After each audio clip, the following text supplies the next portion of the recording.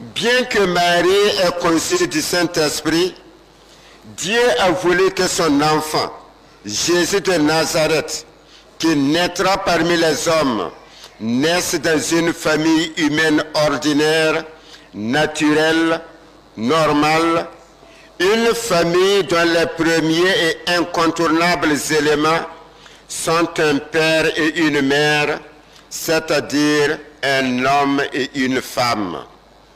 Après la visite de l'ange à Marie, lorsque Joseph s'apprêtait à rompre avec sa fiancée, le même ange lui dira: Joseph, fils de David, ne crains pas de prendre chez toi Marie ta femme.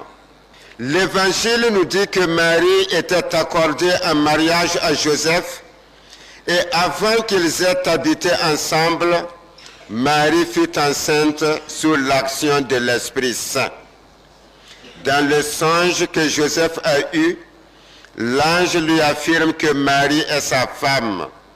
C'est Dieu lui-même qui a donc établi que Joseph soit l'époux de Marie et que Marie soit l'épouse de Joseph sous une forme que lui seul a décidée. C'est dans une volonté semblable que Dieu avait déjà uni l'homme et la femme à la fin de son œuvre de création, comme l'enseigne le livre de la Genèse. Dieu dit: il n'est pas bon que l'homme soit seul. Il faut que je lui fasse une aide qui lui soit semblable. Et Dieu créa ainsi le premier couple humain selon l'enseignement de la Bible. L'union de l'homme et de la femme que nous vivons dans chaque société aujourd'hui a son fondement dans une volonté de Dieu lui-même. Même s'il est une réalité humaine que chaque société essaie d'organiser en fonction de sa vision de l'homme, de la femme, de la vie et de Dieu lui-même, le mariage n'est pas une invention des hommes. Le mariage est institué par Dieu. Dieu a établi le mariage entre un homme et une femme, fidèles l'un à l'autre pour la vie et prêts à avoir des enfants. L'humanité n'a ni le droit ni le pouvoir de redéfinir le mariage. L'homme n'est donc pas libre d'en faire ce qu'il veut. Il y a des normes qu'il doit respecter.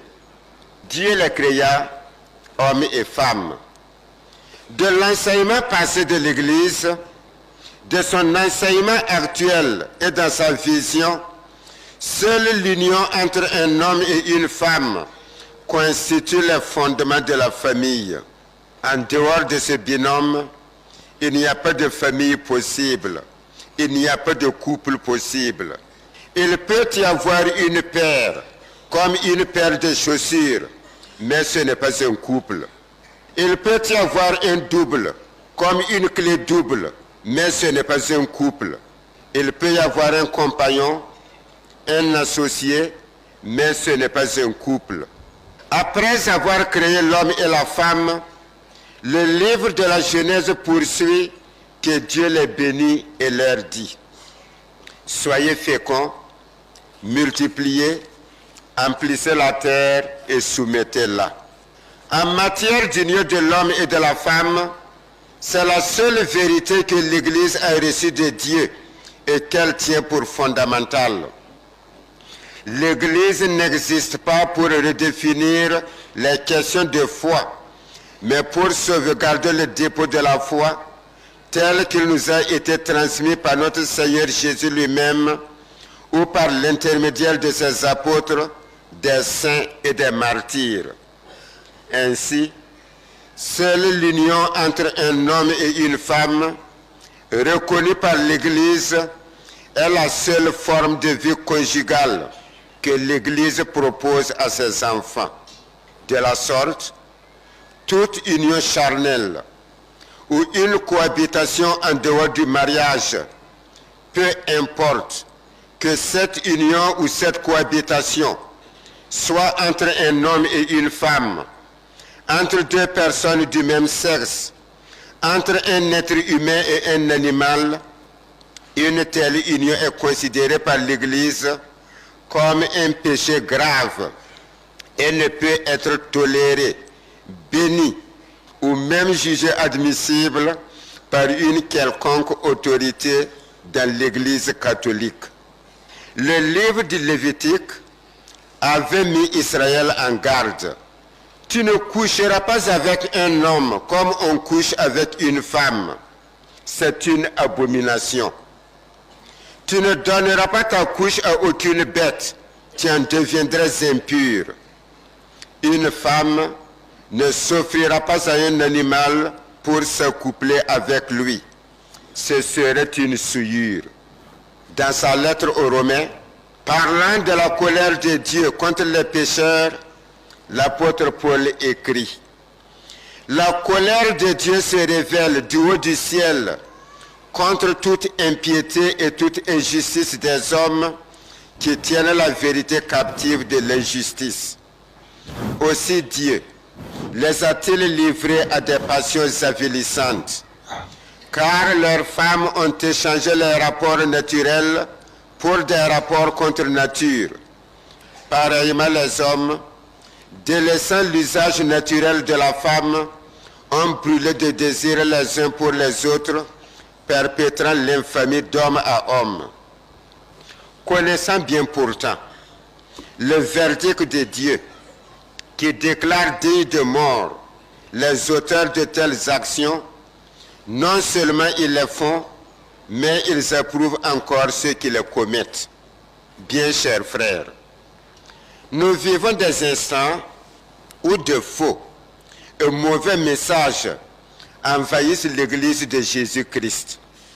Sous le prétexte de la miséricorde de Dieu et de l'Église, sous le prétexte que l'Église doit être accueillante à tous, on tente de nous amener à assouplir la discipline de l'Église, à la pervertir, à dire que le péché n'est plus péché et que tout peut être permis dans l'Église. L'Église n'a aucun pouvoir de dire que le péché est bien. Elle ne peut donc dire que ceux qui sont de l'Église et qui vivent de manière contraire à la pratique de l'Église font bien, et même faire descendre la bénédiction de Dieu sur eux. Bénir veut dire du bien de quelqu'un, approuver ses intentions, partager ses aspirations. L'Église catholique ne peut se faire complice du péché. La véritable attitude d'ouverture de l'Église à tous et de leur accueil est la proclamation du message de la conversion et du repentir. Tout autre message qui tenterait de nous dire que nous pouvons être sauvés en vivant dans le péché n'est pas évangélique et son auteur n'est pas de l'Église catholique. L'apôtre Paul nous avait déjà avertis. Eh bien, si nous-mêmes, si un ange venu du ciel vous annonçait un évangile différent de celui que nous vous avons prêché, qu'il soit maudit. Nous l'avons déjà dit, et aujourd'hui je le répète, si quelqu'un vous annonce un évangile différent de celui que vous avez reçu, qu'il soit maudit. Bien chers frères, Dieu a voulu la famille pour le plein épanouissement de l'être humain, et il veut que tout être humain trouve une famille digne de ce nom, qui l'accueille et le fasse grandir.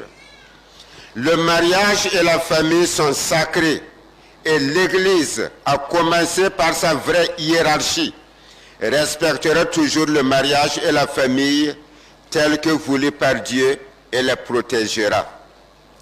Puisse cette fête de Noël raviver en nous la conscience de la grandeur et de la beauté de ces institutions, le mariage et la famille que le Seigneur a laissé entre nos mains, et nous donner de travailler à ce que rien ne leur porte ombrage, pour la gloire de celui qui vit et règne dans les siècles des siècles.